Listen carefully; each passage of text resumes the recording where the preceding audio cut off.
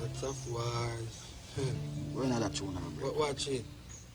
The Harvey's uptown and family downtown. Watch that.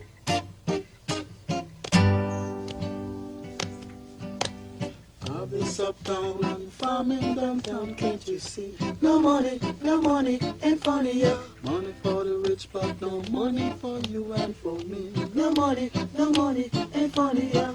This uptown and farming downtown, can't you see? No money, ain't funny, yeah. Money for the rich, but no money for you and for me. No money, ain't funny, yeah. False leaders to rise up every day. False leaders telling them where find out working with the poor. Kind of way. It's uptown and farming downtown, can't you see? No money, ain't funny, yeah. Money for the rich, but no money for you and for me. No money, ain't funny, yeah. Office uptown and farming downtown, can't you see? No money, Sunday time. Money for the rich and money for you and for me. No money, ain't funny, yeah. If you think it's joke, I make. just give uptown a check. Kind of way. Get right now. I'll be uptown and farming downtown, can't you see? No money, ain't funny, yeah. Money for the rich, but no money for you and for me. No money, ain't funny, yeah. I'll be uptown and farming downtown, can't you see? No money, ain't funny, yeah. Money for the rich, but no money for you and for me. No money. One dub it now.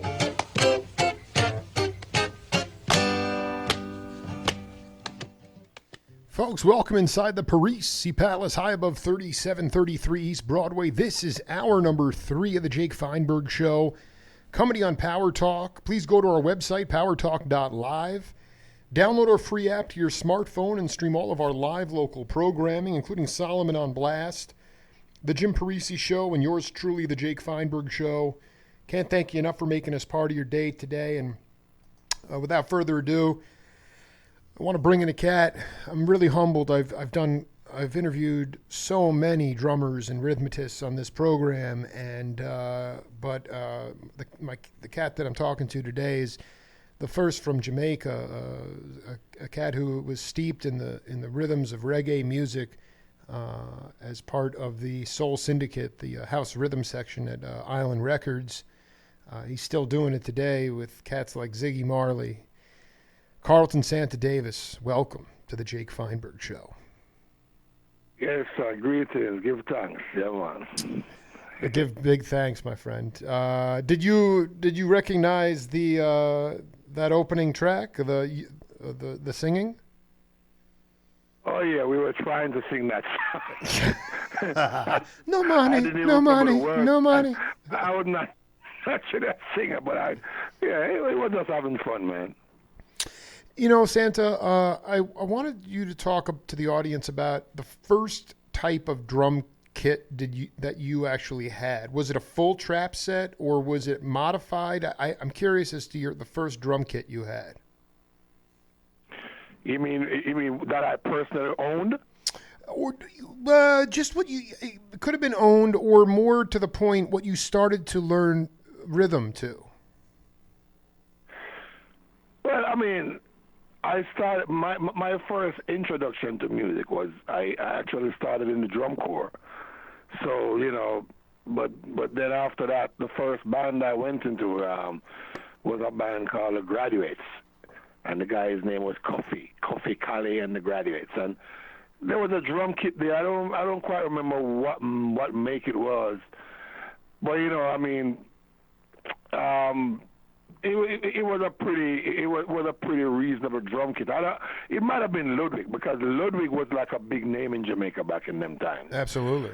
So, and then once I started playing with the Soul Syndicate, we had like it's kind of weird because the drum kit was okay, but there was a bunch of made up parts like maybe for the cymbal stands. Fully's father used to work at a company in Jamaica that It's kind of like Carlton in America. It was called the Public Works Department, and he was kind of like a welder. So he used to make these cymbal stands out of just regular metals and stuff like that, you know. But basically, it was just bits and pieces. I think the drum kit was like, I think it was a premier bass drum, and shoot, I don't quite remember what. You know what it is? Yeah, I want to. It's not about the brand or any. So you were in the drum corps, but I want you to talk to the audience specifically. When I listen to house music, a lot of electronic music, digital music today, the bass drum is it's like double bass drums, just boom, boom, boom, boom. It's just pulsating, right? And I wanted you to talk about Santa, how you use the top of the drum kit, how you use the top of the drum kit, and how you used the bass drum to feather the bass drum, if you did. I don't see people, and I've had this backed up by musicians like Joe Sample from the Crusaders, who, you know, drummers don't understand the use of the colors that the cymbals provide. And I want you to talk about your concept of how you kept time on the cymbals and how you use the bass drum for rebound, if you did. You know, it's a combination of different things. Because, you know, with reggae music that we started out with is mainly pure groove. And sometimes a lot of things that I would play, it wasn't thing that I really thought of. I just, you know, it was just play as it goes. It wasn't, you know, you see a lot of people kind of have this concept about reggae that, oh, you know, it's a bunch of different things. But sometimes it's just a matter of how you feel at that moment. It's not anything you plan. So for me, as a drummer, I mean, I was influenced by a bunch of different sounds and mainly African rhythms and all that kind of stuff. So it's kind of weird. They're like jazz and stuff. So I used to integrate a lot of those things. So, you know, when it comes to me playing, it's kind of hard to explain it. It was just a matter of just feeling something at the moment, you know? So it wasn't any pre-planned idea. That, absolutely, okay, there were no arrangements or lead sheets or it was. Can you talk about some of the jazz drummers from America that you were getting off on? I mean, was it Max Roach? Was it Art Blakey, Elvin Jones? Or? Yes. You call the very first one, because when I was a kid growing up in Jamaica, you know, Jamaicans, you know, used to listen to a lot of jazz and blues and stuff like that. Absolutely. And, you know, I used to hear these old guys talking about, not old guy, but the elders talking about, yeah, I got to have respect, you know what I mean? So, absolutely. Yeah. So man, I used to hear the elders talk about, you know, jazz drummers and stuff, and I used to see them talk about this Max Roach. So I said, wait a minute, you know. So then, you know, I mean, I still didn't have any idea. I just hear them talking about Max Roach. And then later on, I just started listening to Max Roach. I said, oh, that's Max Roach.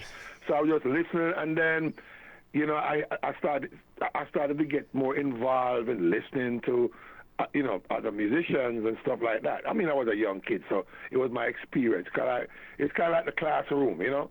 So then I started listening to people like Art Blakey, Elvin Jones, you know, Bernard Purdy, and all these great cats. I mean, many more, you know. But those were the first set of drummers that I would frequently hear, because you take up all these albums, Jazz Messengers and whatever, it's Art Blakey, you know what I mean, boom, and I would just listen to these people. So those are my influence in my developing years.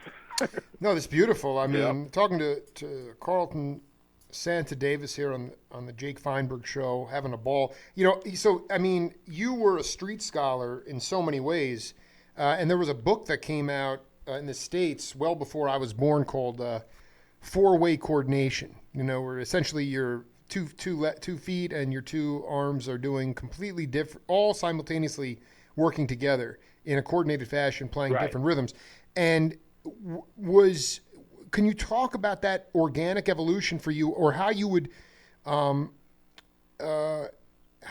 make stuff up using four-way coordination?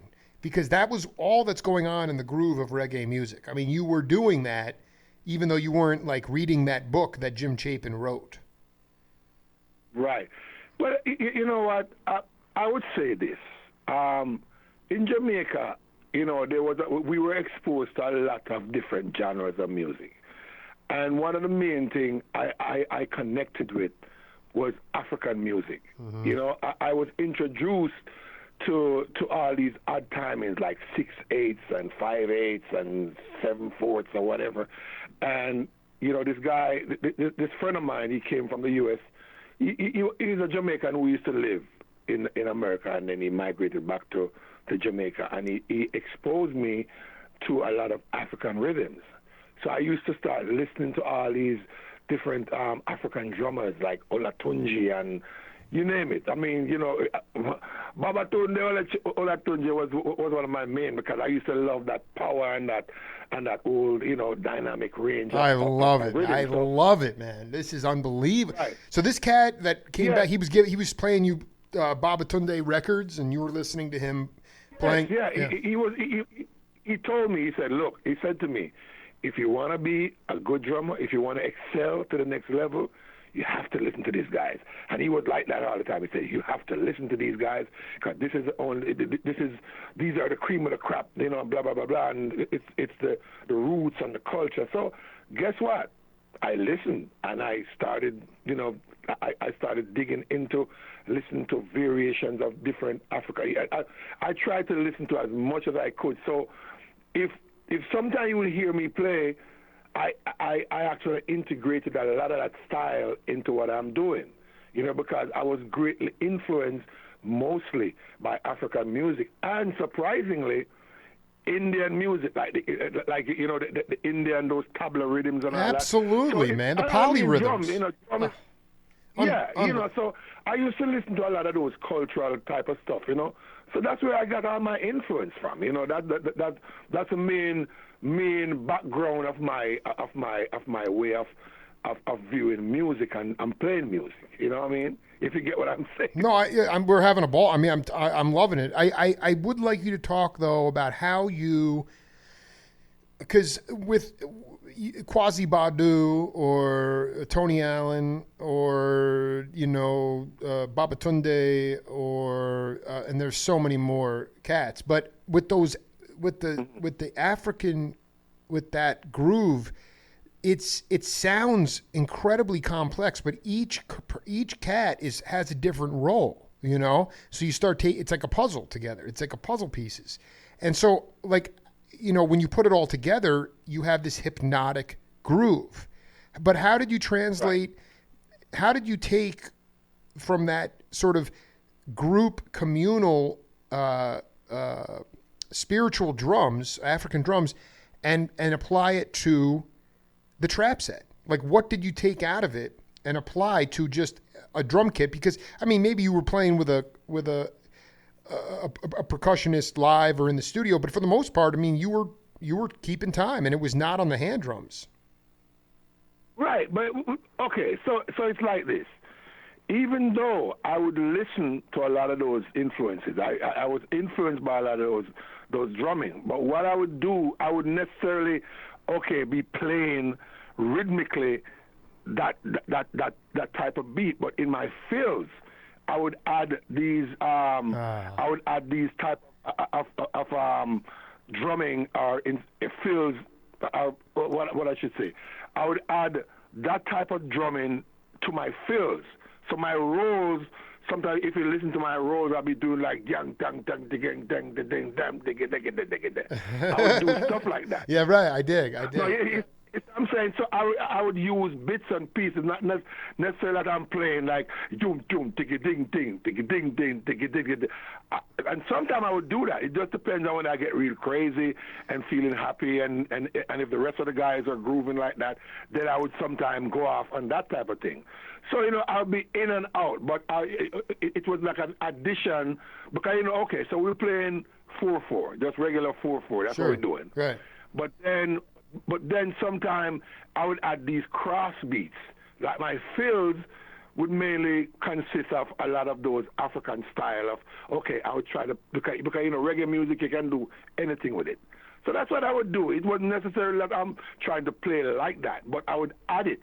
It was like an addition. Like even like jazz, I would add some jazzy type of stuff, and that's what make the way I play sometimes sounds different than everybody else. You know, I mean, I still would do the regular thing, but you know, I was kind of crazy. I just said, I'm going to try this. It works, it works. If it don't, then I'd have to go back to the drawing board again and say, okay, my execution wasn't right. Maybe I started on the wrong beat or whatever. But it was for me a trial and error. You know what I mean? It wasn't anything that I would plan. I would just do it. If it worked, it worked. Sometimes, you know, I'll be on a show sometime and I would make a fill, and then I get hung up because, oh, wait a minute, where's the count, you know? So I have to think real fast within that split second to come back.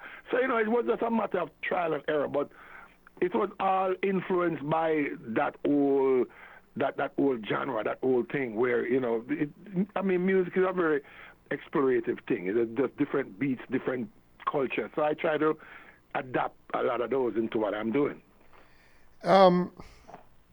So Santa, you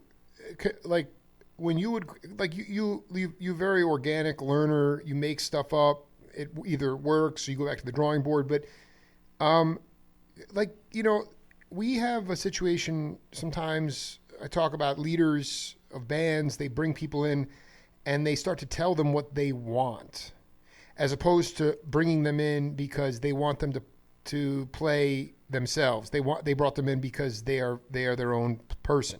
They don't micromanage them.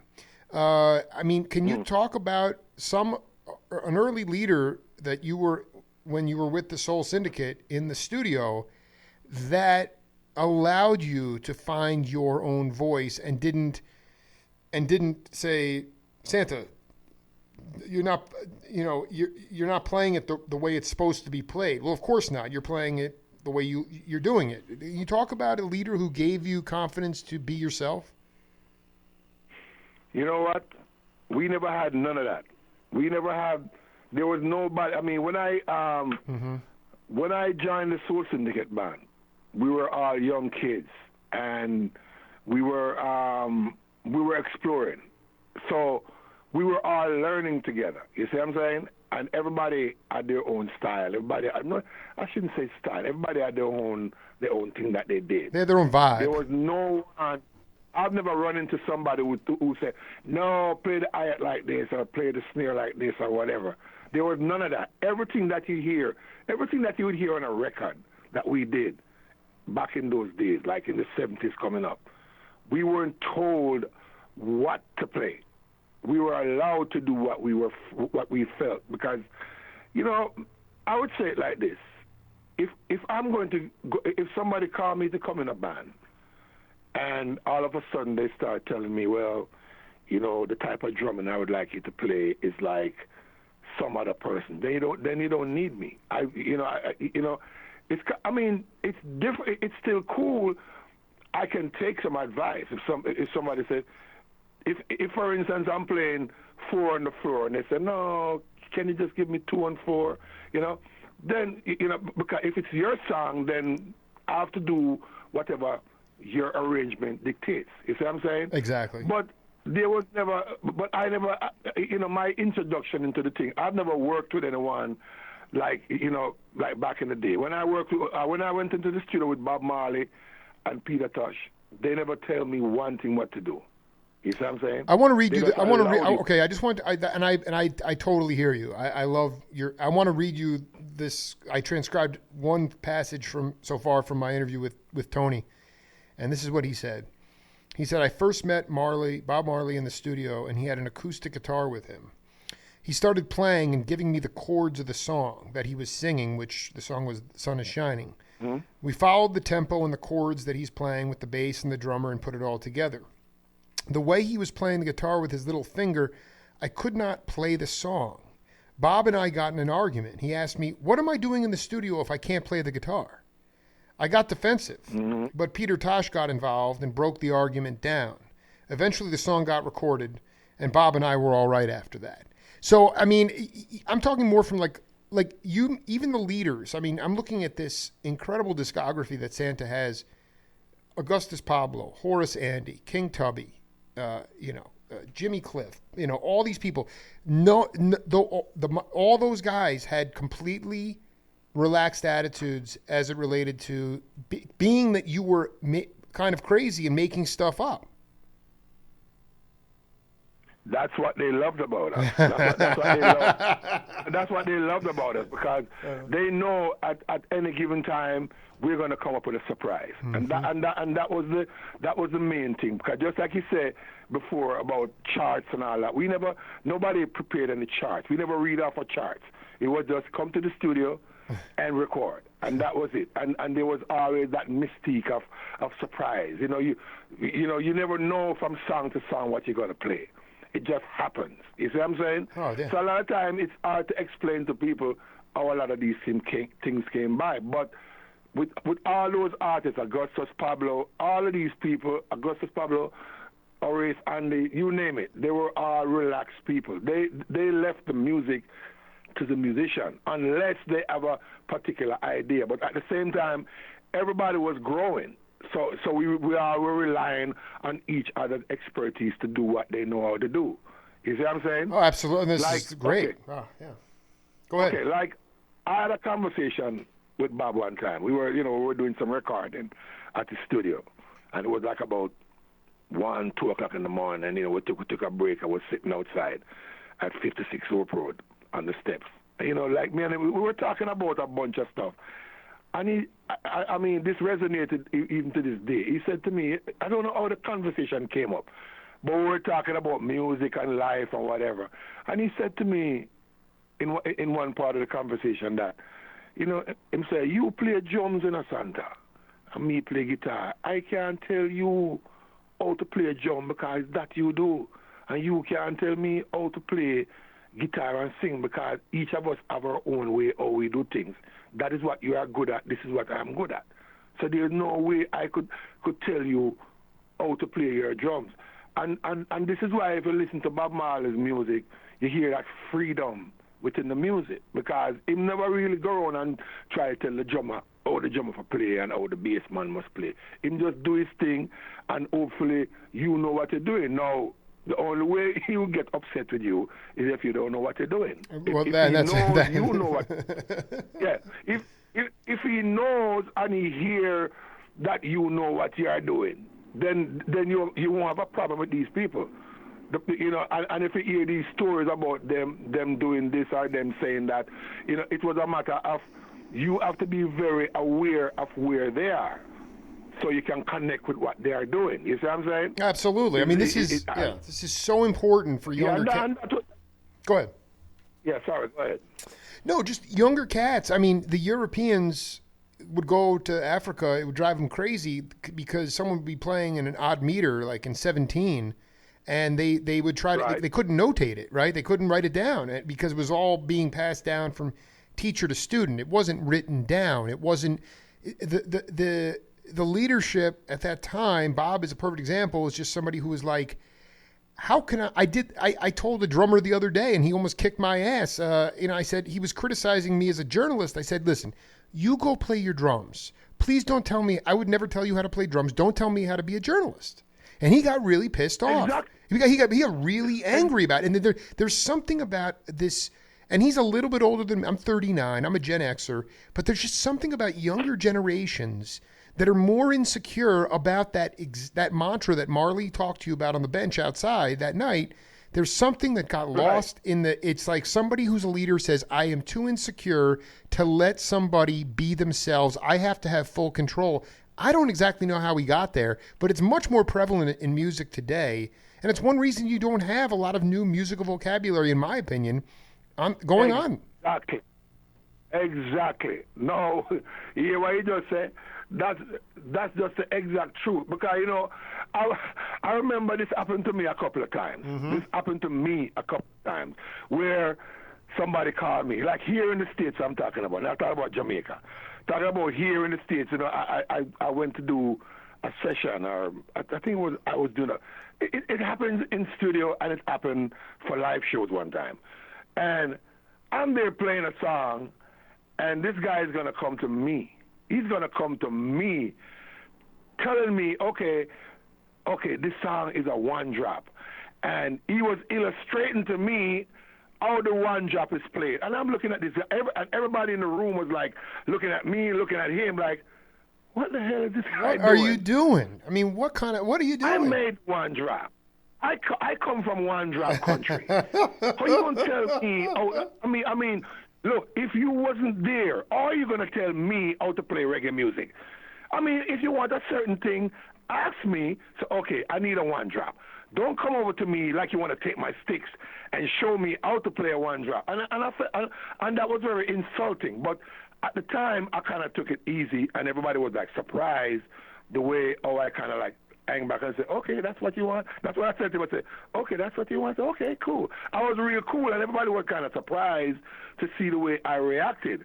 But then after I thought about it, I was like, this guy is really crazy. He's coming to me, who I spent all my life doing this thing, and he's going to come to me trying to show me. Yeah, he was actually showing me how the one drop is played, like I don't ever hear. I could hear the thing. I could hear what was happening.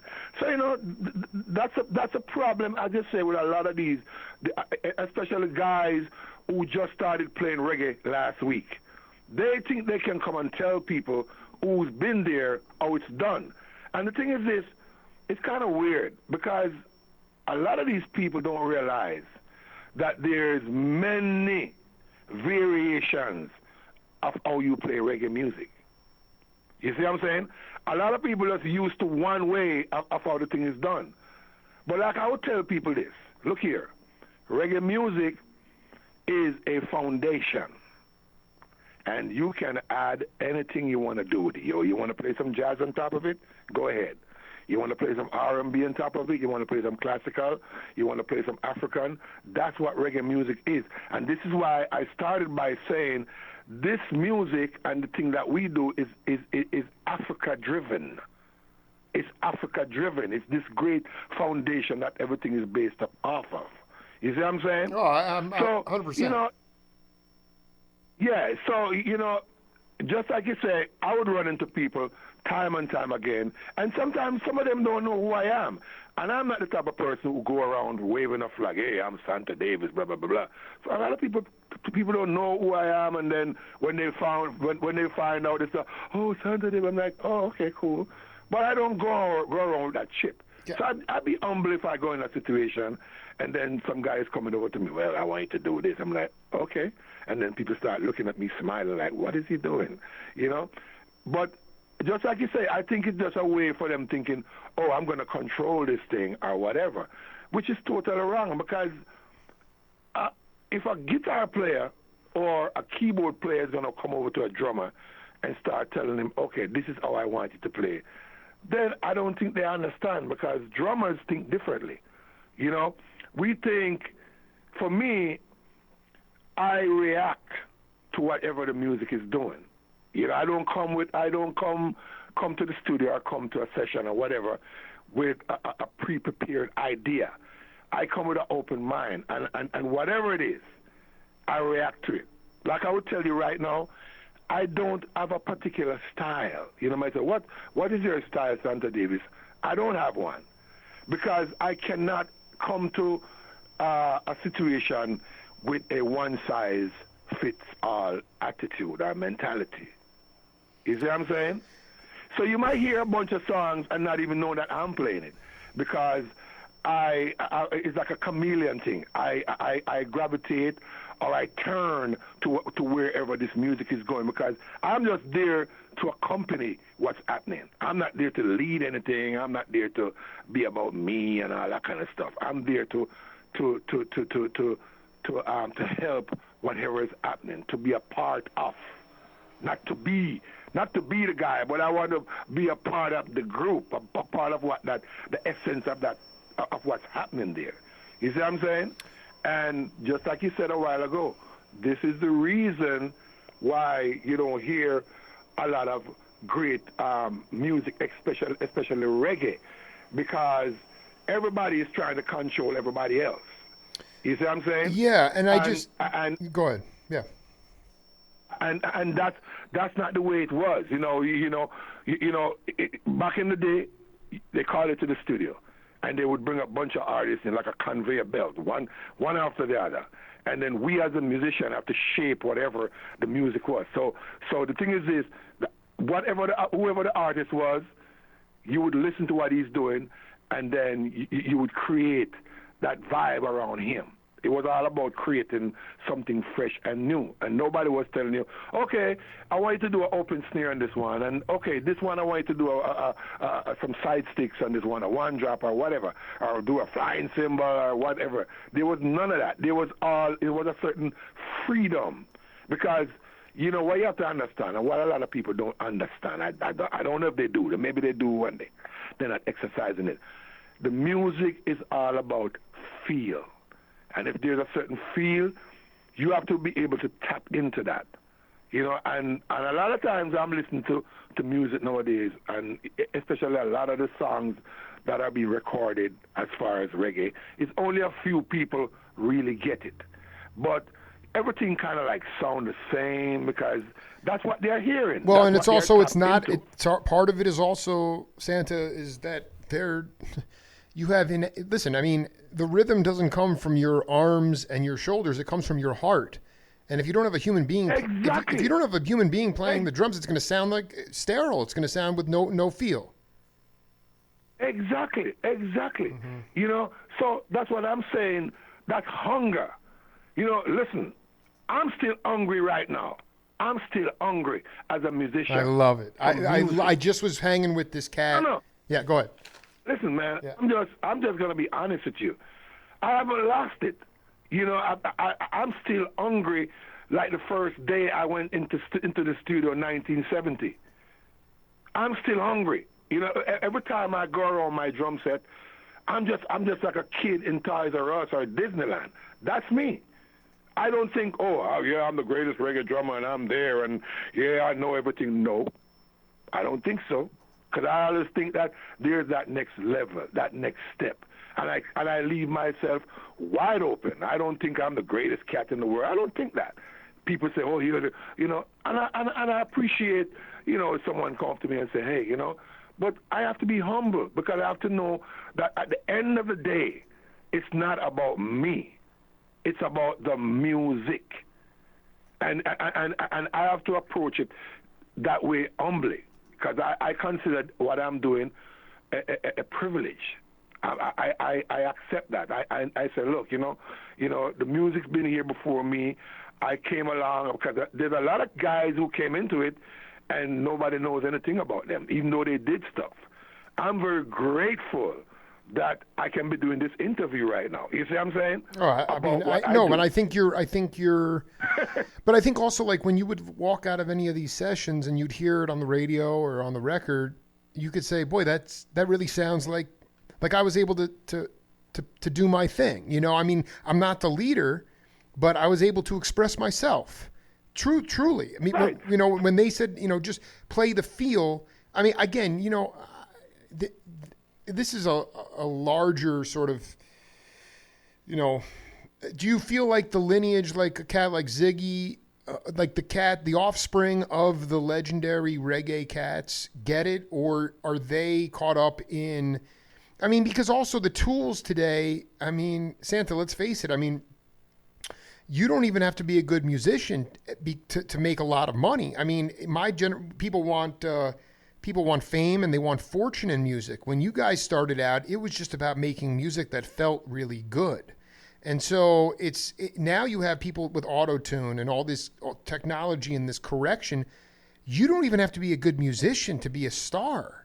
That's the part that's really scary, is that when you stop hearing what is authentic music versus what is completely fixed. You know, because you guys could not fix things in the studio. Maybe you took the first or second take, and then you moved, and that was it. You know, so you had to be on top of it, and it was done by real human beings.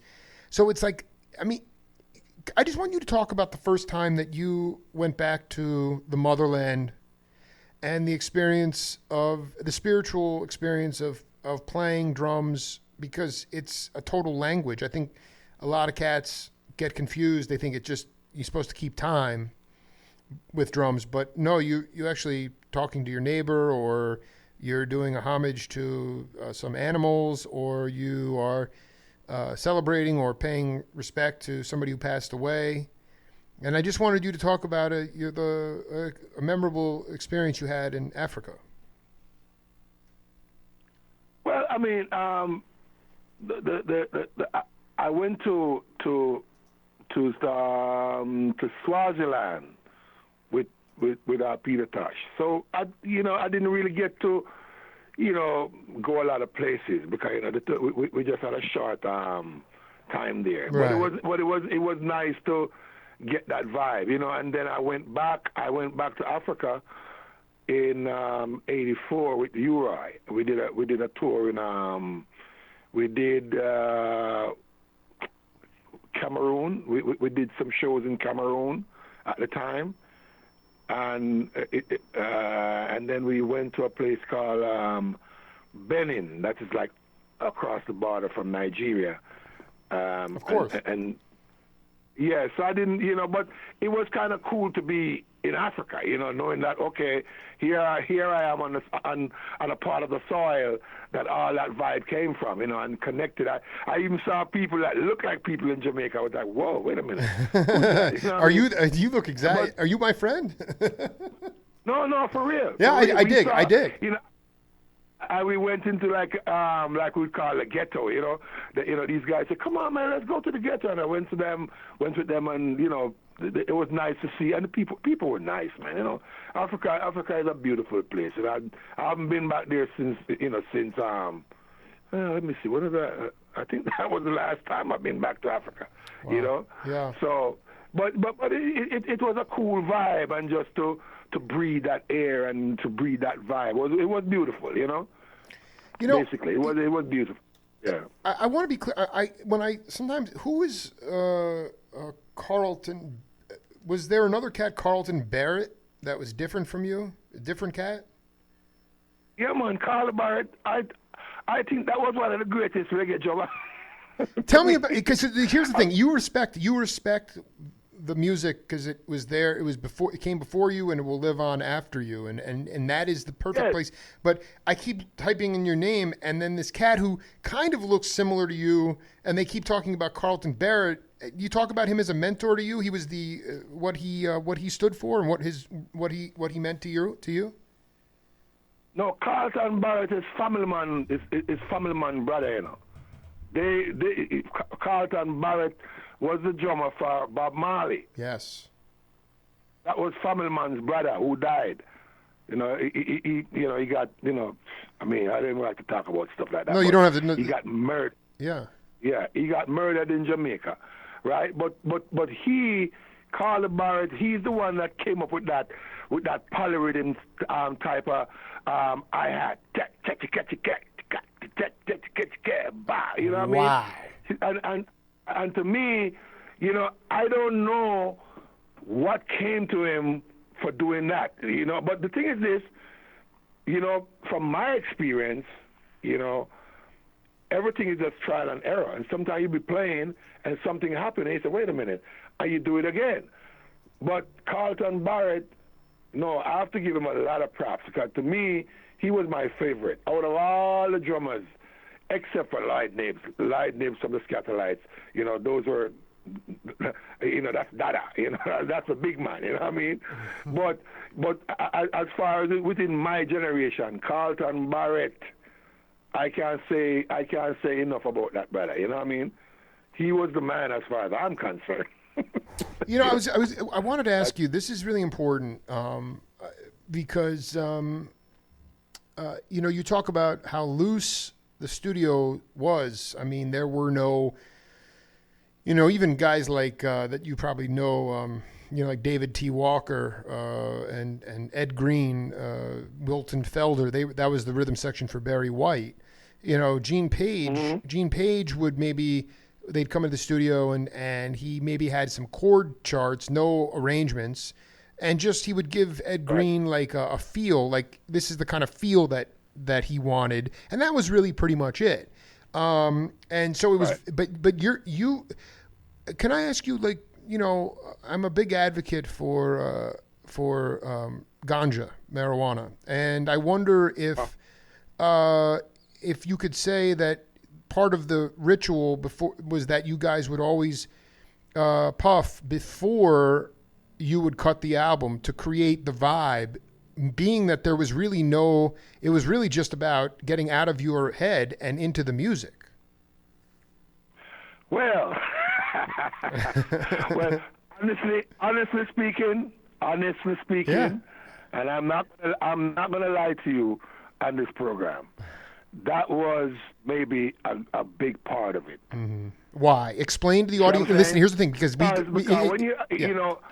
When you smoke back then, I don't know about now because I don't smoke anymore. Mm-hmm. But when you smoked back then, you went into a kind of a semi-meditation kind of vibe. So if you listen to a lot of the songs from back then, those kind of like real slow, one drop, easy going, I mean, overall, the whole culture of Jamaica within the music was, we smoked. We smoked a lot. There was a lot of us who smoked, and I think that have a lot to do with a lot of what went on in the music. I'm not saying it's everything, but that was part of the driving force, because when you smoke back then, your meditation kind of opens up and a lot of things start coming in. But then you have to be able to process that and put it into perspective. A lot of guys, they would smoke so much that they lose perspective. Well, no, that's that. I mean, you got to find that equilibrium there to be able to. But I really, I mean, when you said it, I said, I have a feeling some cats will be like, they'll wait till after the session. I'm talking about a recording session.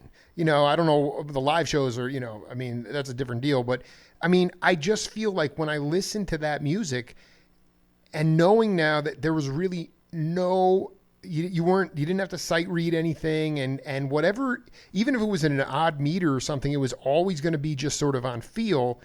The best way to do that is to puff ganja, and it's like, this is. But I don't think, guess what? It wasn't something that was okay, you have to smoke some weed before. But I know cats who used to do that. Man, I have to smoke some weed before I play, blah, blah, blah, blah. So, so it becomes a part of some people's ritual.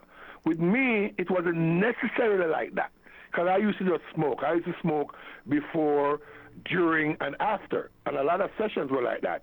And to be quite honest with you, a lot of musicians never really smoked. I smoke. I know a lot of musicians to this day who are great players who never smoked, but they were in the studios and they get some contact. Right, the contact. That's right. That's right. I don't want to call names. No, it's right. I love that. I love the fact that you can still make spiritual music and not have to puff and not have to eat at, and you're just, right. You just get a contact, but the feel is so good. It feels so good.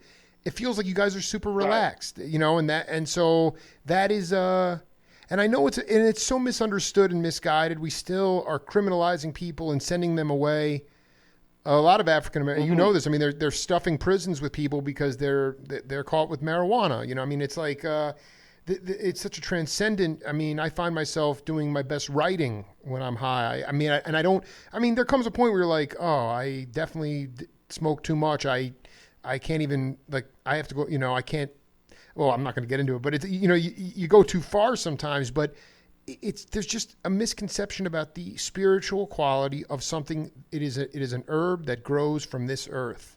Somehow you guys got that straight real quick. I don't know why it's so misconstrued here, but I want, I also notice when I go see live music now, the rhythm sections especially, I see people that are very concerned about where the downbeat is. Where's the one? Everyone's saying, where's the one? Where's the one? Where's the one?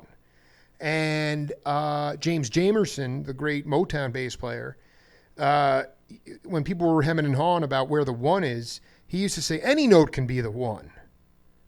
And I want to know the Santa's concept of the idea that any note, especially if you get lost in a transcendent jam, when you get out there and the group loses the one, how you can all come back in on the one and how beautiful that feeling really is. Yeah, well, you see, that's the problem that I never got myself into. I wasn't counting. I didn't count. I didn't. This is why it come right back to just feeling something. I'm coming from the school where, as an African person, as an African idea, African mentality, you know, in the jungles of Africa, in the land of Africa, right? Nobody had no notes written down. People just come together in a community, and whatever object they found, they would make sounds out of whatever. Cut a piece of hollow wood, you know, something, a shell, or they get some skins and they put it on a piece of wood and they play, right? And it was all a freedom. Nobody was thinking about, okay, we're going to do it on the one, or we're going to... It was just, all those things came about mystically. See, the problem with a lot of people today, you know, and I hear that all the time. Where is the one? Where is the two? Where is the whatever? Right. That was never a concept of mine because, you know, I cannot count and play at the same time because it's a mental thing, it's a spiritual thing. I dig. And it's naturally going to happen because I apply myself to it. I don't go into all this I don't know what the word to use, but I don't go into all this crap about where is the one and I'm going to drop back here and all that stuff. I make sure that if I'm playing, I don't think about all those things, you know, because, you know, the thing is this, I could read a little bit when I was in drum corps, when I left drum corps and started doing stuff, then all that went out the door. You know, I didn't go to music school and study music and blah, blah, blah, blah. So you would run into a lot of musicians who went to the academy or and they would come up with all these musical terms and people would come with these musical, I'm like, what? You know? And I'm like, oh, you're trying to make me know that you went to school. So right. You're telling me some term that I don't know. So I just say, away with that. I don't care about all your theoretical knowledge, which is good. To be able to read music, I think, is a great thing. And I would encourage any young musicians who are thinking about learning to read music, go ahead. It's a great asset to the game, you know what I mean? But for me, for what we were doing at the time, it was all about that. There was something magical and mystical about the whole thing. If I can go back, a lot of the people who we used to work for, like a lot of the producers, one producer in particular, his name was Duke Reed, right? He owned the Treasure Eye label, right? Now remember, this guy was a policeman. He was in the police force before, right? And then he had a liquor store and blah, blah, blah, blah, and he had a studio. And he had sound system. You see what I'm saying? Now, when we used to record for him, he can't play an instrument. He can't play an instrument to save his life. Right. But he knows when the music is not being played right. He knows when it's not reaching him. Because, you know, he was a sound system man. He had a what you call in Jamaica, the sound system, where they used to have these big speaker box. They call them the House of Joy, and they used to go to different dance halls. You know, nowadays the dance hall music, when we talk about the place where people go to dance, that was the dance hall. And that's where these sound systems used to play. And they could tell you, you know, if the sound is right, you know, because you have to watch how people dance. And if the people not dancing to your music, it's not good. So if you can't feel the groove, you know, it's a dead deal. You have to find something. So they would say, no, I'm not feeling this one. And he was the kind of guy who used to fire. He would fire a shot, real gun, in the studio. Wow.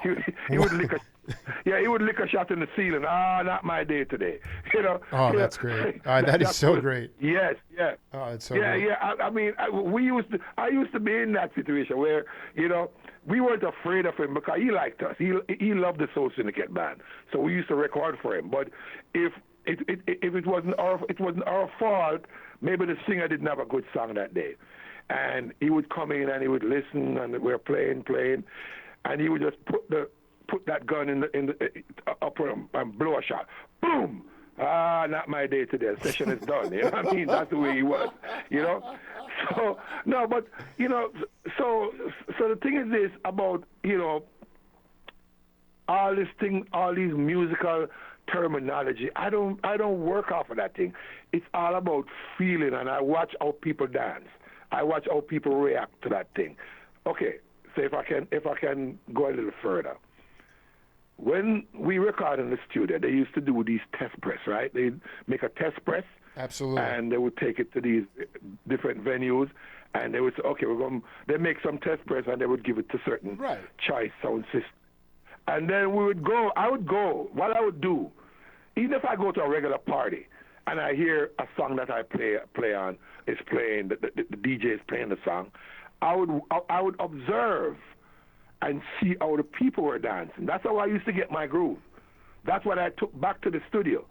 I would watch the people's reaction and try to figure, that drum beat or that bass line, because the women, they say in Jamaica, the women dance off of a bass line, because they used to do that little grinding dance. You know what I mean? Oh, big time. If the bass line is bubbling, then she gonna bubble too. You know what I mean? Oh. So stuff like that I used to take just by watching. And if I go to the big dance halls where there's these big sound systems playing, I would watch the audience react. I watch the audience and watch how people are dancing, and that's all because the people in Jamaica, they dictate what the music's supposed to be like, because they're going to dance to it if it's reaching them within that 30 second, that 10, 15, 30 second gap. If you don't get them, then that song is a flop. But if within that 30 seconds that song start playing, and you see them start moving and start busting a move and and skanking and all that, then okay. And that's what I used to take back to the studio. So, it's all about, immersing yourself into that moment, and all this thing about where is the one. Forget about where the one is. Just like you said a while ago, the one can be anywhere. The one can be any note you want it to be. It's just a matter of making sure when it's executed, it falls into place and it's rhythmic. You see what I'm saying? Oh, I mean, I'm having a ball. Santa, can we do part 2 next week? We've already gone for like almost 53 minutes right now. I'd love to. Yeah. Could we continue our conversation? Let me see. Next week is what date? Because I have some stuff coming up. Next week. Next week. We can do it. We can do it during the. What day are you free? No, I mean the weekend. The weekends are good. What day? Let's do. Let's just do the 17th at this time. At noon Pacific. Yeah, that would be workable. Yeah, there's so much thing to say right now. So much thing to say. No, and you know what? I want to tell you. I want you to. The reason I do the radio, but I also do a lot of Facebook Live, and one reason I want you to become friends with me is because I will come to Los Angeles very soon to do Art of the Rhythm section with you, so you can show people around the world how to feel the rhythm. Okay, it is what I do all the time now with the cats. I go see them now. They do some demonstration. We do conversation, but it's video. It's visual, and it goes all the way out to the world. Okay, and so that's how we take it from the esoteric, like we've been talking, and I transcribe these stories and I put them up on Facebook, and people love them. But then also to go and do the video part of it as well from the masters. It is absolutely critical. So it is such an honor to hang with you, and I will send you a copy of this interview later today, and then we'll do part 2 next Saturday. Yeah, well, I hope I did well. I hope the people who are listening understand, because reggae music is a very magical thing, and like I always say to a lot of people. People would come to me and say, man, I'm not Jamaican, I don't come from... I said, look, the music is international, it's worldwide. Take it and make it your own. That's what I would leave with the audience today. You take it, don't matter where you come from, you take it and add your experience to it, and that's what reggae music is all about. It's personal, so you make it, take put your personal experience in it. That's what Bob Marley did. That's why Bob Marley is still the biggest thing today. You know what I mean? Bob Marley is still supreme in his reign as far as, to me, one of the greatest that ever come out of Jamaica, because he relates to people. And that's what I would say to anyone, any part of the world, take it and make it your own. And let me be clear, though. One reason all those cats continued to are significant is because they had rhythm sections like the Soul Syndicate to make the music groove and swing so hard. So, Santa, thank you, brother. It was great to hang with you, man. Thank you for having me, my brother. And anytime, let's do it again. Let's do it again. We got a lot to say, a lot to talk about. Okay, this is just the beginning. Yes, sir. All right. Sir. Yeah. Later on. Yep. Yep. Yeah, man. One love. One love, Ja Guide. Thank you. Yes, I am. Respect. Bye. Bye-bye. Just another cosmic day here on the Jake Feinberg Show. We heard from,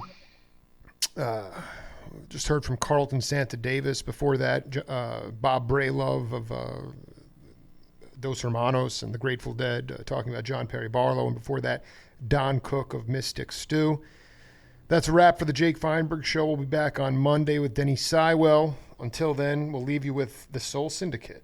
Harvest Uptown, Famine Downtown.